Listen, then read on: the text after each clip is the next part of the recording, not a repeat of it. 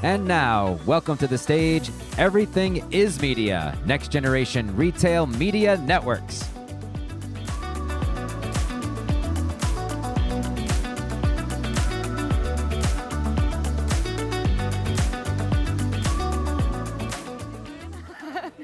I know we're the last guys, but we'll keep it interesting, we'll keep it awesome, because we're talking about everybody's absolute favorite subject, RMNs, which have been skyrocketing in the space for a few years now, but really I would say within the past year, gotten everybody's attention, right? If you think about where they started versus where they are, and just the rapid growth, right? The largest and fastest growing media channel ever, right? Faster growing than SEO, faster growing than social media, which is absolutely insane. And I have some great panelists today to talk about it from the entire spectrum. We're gonna get some agency experience, we're gonna get some build experience, some brand experience here up on stage to talk about the full spectrum of retail media networks. But to start us off, I really wanna understand from you guys just like why is it attracting so much increased attention and investment from advertisers? And I'm actually going to start with Aaron. Sure. Yeah, hi everyone. I'm Aaron Gallagher. I'm the Managing Director and Head of Sales for Kinective Media by United Airlines, which we just officially launched back in June. It's our omni-channel traveler media network, commerce media network. And ultimately, I think why that's driving so much attention is a couple parts. One, being able to deliver verified audiences. So specifically with United and Kinective Media, we're tapping into our first-party data that we have available through our Mileage Plus members and all the traveler data, which is verified, and the match rates are at 100% because we always like to say you can't really get onto a plane without and proving exactly who you are. So I think that verified audiences is something that's really driving a lot of attention. And then attention is driving attention as well. And what I mean by that is, we're able to reach captive audiences. So people who are across this entire omni-channel traveler experience, you're reaching people on United.com and on the app. But then when they're spending so much time in the airport and on the plane, so through the various screens that we have from our lounges and gate information displays, and then I'll talk a little bit more later about our new in-flight entertainment system, I think that's driving a lot of attention for exactly what we're doing in the market. Yeah, absolutely. Gil? Hey everyone, my name is Greg Stevens. I'm the CEO of Americas for Osmos. I just want to build on some of the things that Aaron said, and data is certainly one of them, but another big part of it is that the proximity to purchase is a really big deal. Being able to reach people when they're raising their hands about certain products online or even inside the store and being close to that till, it's a very persuasive moment to change behavior, and that's a big one. And also performance. Retail media typically, especially the lower funnel parts of it, can drive really great returns for the brands, and access to data with all the risks of cookie deprecation and all those signals are really important to advertisers, and the performance that goes with it, I think, has really driven some of the growth of the channel. I'm Molly Hopp. I run a group called Market at Havas. So we oversee everything e-commerce, retail media, inclusive actually of SEO, because we think that fuels everything. Why is retail media blowing up? Number one, right? Every brand wants to get as close as they can to that purchase, and they also want to be able to attribute their media to that purchase, right? So inherently, it's going to be really appealing. But it's also an exciting time, I think, because client questions that I'm now taking are, hey, my Walmart sales, my whatever sales are down over the last 13 weeks. Help me understand why, and help me understand what I can do about it, right? So it's really inviting us to that conversation to inform on, again, their total retail strategy is in the role of media. And the last thing I'll say, another really interesting conversation that we're having with our clients is help us understand the value of 1P retail data, and how do you value it compared to our own data, right? Which is kind of crazy to think, because that's always been kind of the end-all be-all is the own data. But 1P retail data is really becoming really important to everything we do in terms of activation. And so it's an interesting time. It's an interesting time to really figure out how we capture the right growth with the boom of retail media. Hi everyone, I'm Sadeh, the president of Skai. Being the last, I don't have too much to add. Everything was said, but I agree. It's about audience discovery, targeting, precision in targeting, performance, as was mentioned, great insights on the audience, on consumers at the right moment, attribution, everything coming together. So it's like the perfect dream for marketeers. So yeah, that's why it's catching fire. Awesome. Yeah. So really just like that connectivity to your consumers, connectivity to the media, and ultimately connectivity to brand data, right? Which typically brands, like especially CPGs, just haven't had access to that. Yep. It's been amazing. You know, Molly, really want to dig into that a little bit more, just with your experience, right, across the numerous brands that you've handled in the space. What is the single greatest benefit amongst all of that connectivity to brands when working within RMNs? Yeah, I don't know if this is what you'd expect me to say, but just the depth of insights that we have access to now, and it's not just, again, informing just the retail, but it's informing the entire strategy and as well as informing all media. So something that I think my team is maybe exhausted by me talking about, but search is such a rich insight that you can use in terms of how individuals, let's say, search and interact on a Kroger versus an Instacart versus an Amazon. And using that, you can understand and really build out what the audience is, but understand their customer journey and take it even further and inform on what SKUs and ASINs you should prioritize, what type of assortments actually would make more sense with one retailer versus another. And then taking it outside of just the retail world, something actually our two companies are talking about is how do you understand or how do you kind of connect the dots of total media volume that's out there and where you're actually performing and positioning. Is your category growth growing on a Kroger in this certain region or not? And are there dots that we can connect between the two? So really trying to think about the impact on a retailer based on your total media investment. Awesome. Yeah, and I'll add to that, to your point. At Skai, we see beyond retail media and all the retailers, we see search engines, we see social networks, and mobile downloads. So being able to cross-pollinate between those channels, and not just about the consumers, but also about creative, for example, which creatives work better on different channels, and how you can use some of your display creatives on, other channels, and insights on consumers and conversion. So that's definitely the bridges between the different channels is the future. Yeah. Perfect. Okay. And Greg, kind of building on that a little bit more, because I would say like your company's been doing incredible work in that connectivity and actually that build process within RMNs. So you've seen a lot of RMNs. I've seen everything that you've been posting on LinkedIn recently and some incredible charts, like, you know, over 200 plus like built, and want to discuss in your mind, what are those key indicators of a highly effective RMN and how can we get there? It's a great question. I'm going to answer that from the retailer perspective. Perfect. Because there's other people who can speak to the brand side a bit better. You know, Osmos is a supply side platform ultimately, and we work with the retailers to turn on ads on their sites, inside their stores, and across the open web through partnerships. And the North Star that we look at, there's really two. The first one is just, you know, retail media revenue as a % of GMV. And if it's an online-only retailer, then it's obviously retail media as a % of e-commerce sales. But for a retailer who has in-store media, you're looking at the entire estate of the retailer. And what's very interesting is that varies greatly by geography. In the US, it's actually quite low. Amazon is somewhere around 10%, maybe Walmart 4%, and then it really tails off quickly. In other geographies where we work with retailers in Southern Asia, in South Africa, in South America, you're seeing retailers get up to 7% on a regular basis. And so there's actually a lot of innovation that's happening outside of this country that's really illustrative to how things can grow. The other metric that I think is also important, because revenue doesn't tell the whole story. So retail media revenue as a % of visitors or shoppers. And that helps us understand some other signals around, you know, category differentiations and you know, price points for the basket, et cetera. So those are things that we look at. Obviously, there's secondary metrics around number of active brands that are engaging with that retailer. Is it just the head brands? Is the torso and tail brands they're activating, which is a really important segment that's hard to reach. But those are some of the key ones, I'd say. Awesome. Yeah.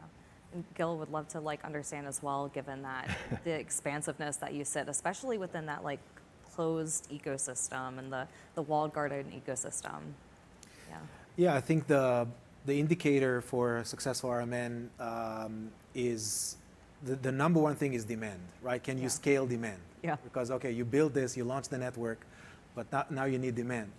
So what we see as successful RMNs is where they scale demand in the way that they can allow multi-demand partners to feed into the network in an efficient way, where there's better insights on how this could be used, and yeah, in general, it's all about demand, and then obviously being able to connect to the omni-channel aspect, which also part of scaling up demand. Is really tapping into consumers where they are. They don't care about channels or publishers, or consumers want to be where they want to be. And if you're a successful RMN, you know how to bring those from other channels to your network. Absolutely, yeah. Scale and demand, a huge differentiator and hugely important in the space in general, I would say, not just within RMNs. And building on that, Aaron, wanted to pass it off to you to really understand, especially. I loved your kind of consumer-centric mindset. It's so genuine, and it's a space that sometimes we lose. I think as we're talking about RMNs, we're talking about monetization for retailers. Yep. We're talking about how can my brands get to the consumer. But you had some really unique things to say and wanted to understand what your approach has been in building differentiators within the RMN with a consumer-centric mindset. Yeah. I mean, part of it is really thinking about how to enhance the customer experience or the traveler experience as they're in this omni-channel traveler journey, thinking about traveling to when they're in the airport, to when they're on the flight, to then when they're off platform, and we can reach them across that entire omni-channel experience. One of the things that really, I've been on board since January of this year, and one of the things that really got me super excited about this was the experience, how you can enhance the in-flight experience. So we've been in the process of relaunching our entire in-flight entertainment system, so it's a much more of a dynamic advertising serve system, as opposed to in the past, on the old systems, you would just see the same ad over and over and over again. Yeah. So now, we're really able to kind of surprise and delight the traveler with a much more engaging in-flight entertainment system that, being able to target based on cabin class or destination, and even based on some of the audience segments that we have, which will be coming down the road. But being able to really create a unique, engaging experience on that in-flight entertainment system, beyond just even running 15s or 30s, but even developing custom content that can live within the system. I think that's one of the differentiators, and where we're seeing a lot of great interest in the market, but also momentum and positive feedback just in terms of the overall experience. And from a metrics and measurement standpoint too, we're seeing really good impact in terms of brand lift and brand awareness when you're exposed to advertising in the airport or specifically on a flight, and then closing that whole loop by continuing to market to that consumer across the entire journey. It only continues to increase that brand lift and brand awareness. Perfect. Molly, do you have anything to add there? Yeah, I mean, we were talking about this actually a little bit backstage, and maybe taking it a little bit back to where you started is, I think it's an interesting challenge for agencies because we are so siloed in how we're structured. So is a solution is being built where it's really trying to centralize access and centralize every single touch point. Working with oftentimes an agency that's siloed, it's hard to really bring that central solution together, and you have to talk to multiple people. And so I think it's really interesting how you're evolving your solution to be right for what's right for the brands, and we're evolving agency side to be transformative and be able to solve for these big kind of business challenges and opportunity to hit people across all channels. So. Mm-hmm. Yeah, I mean, who among us in the early days of CTV didn't receive the exact same ads in different times within the exact same TV? Yeah, exactly. I think to close us out, really, Gil, I want to pass this one to you because you had some really interesting thoughts just around some of the challenges in the space that if you're a retailer launching an RMN to watch out for, or brands coming into the space operating with RMNs, and just talk us through that. So start with the retailers, or for this, United as the publishers, and we talked about it earlier. Differentiation is key to drive demand, to my point earlier, but you can't differentiate too much because then it's going to be very hard to adopt or get scale very quickly. We do see a lot of media networks building new differentiated stuff that hinder their kind of adoption of their network. So finding the balance is key. The second point is just understanding that you're becoming a media business, right? So how do you, all the way from like P&L, financial models, how you reconcile media business with your merchandise business or other businesses, for this case, airline. And then all the data aspects, because you now have multiple ad stacks, you have siloed data sets that are relevant. So these are some of the challenges we see. And if you keep the balance, focus on simplification, and then focus on the data, that's usually what helps. Absolutely. And Greg, do you have anything to add there? Just onboarding the number of partners I think, you have. Yeah, definitely. Yeah. The growth of this channel has been so dramatic and well publicized, but it's going to eclipse linear TV in a couple of years. So it's just staggering how fast it's grown. But the growth didn't come without a cost, especially on the publisher side and the retailer side. In this rush to get these capabilities in place, retailers just stitched together a bunch of point solutions, and it just created a whole bunch of silos in the inventory. And that just creates complication and complexity. And for the buy side to try to plug into that, they need manpower and woman power, people power to push through that complexity. And if you're not a big retailer of significant scale, that's a tough equation to solve.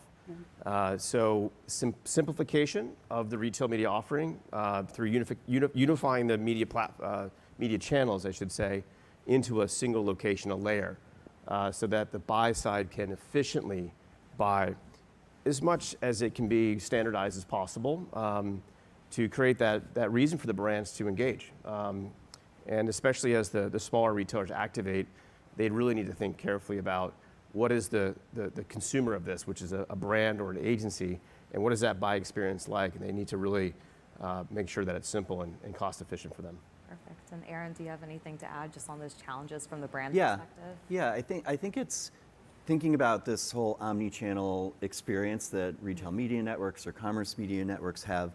I think the challenge for marketers is to make sure that they're delivering the right message at the right time to the consumer when they're in a specific mindset. So whether it's based on screens or whether they're on CTV, there's different mindsets. So I think the challenge for them is figuring out how to creatively optimize their creative so that they're speaking to the consumer when they're in certain environments and in better understanding what that mindset is. I love that. And Molly, wanted to hear from you around the challenges specifically from an agency mindset, being that point of innovation for so many brands that say they want to try things, but maybe don't want to try things, but then say they do, just how challenge or how you overcome those challenges, getting them into this RMN space and integrating it within their plans. Yeah, still figuring that out. I think, again, I always love to go back to what is measurable. And so instead of making it feel like it's something so unobtainable and there's everything that you can do and you have to solve for omni-channel and everything we're saying you have to solve for, it is fundamentally what can we measure to determine success. And I think if you can show a client that, again, this allows you to really impact the actual sales that are being made, impact the decisioning of a customer, of a consumer, I think that that's really compelling. It allows them to test the space in a way that feels safer because they feel grounded in what's achievable and what KPIs you're putting behind it. Amazing. Yeah, making them a little less scary. Yeah. Well, thank you guys so much. And thank you guys for sticking with us towards the very end of the day. Congratulations to y'all.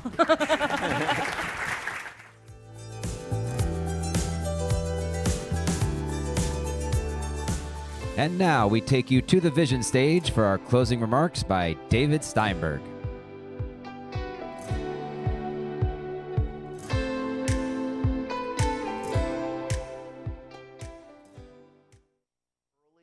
To the AI party, and it seems like our customers and our business, it's really catching up. I have never, ever been more proud of running this company than I am today. Have a great day, everybody.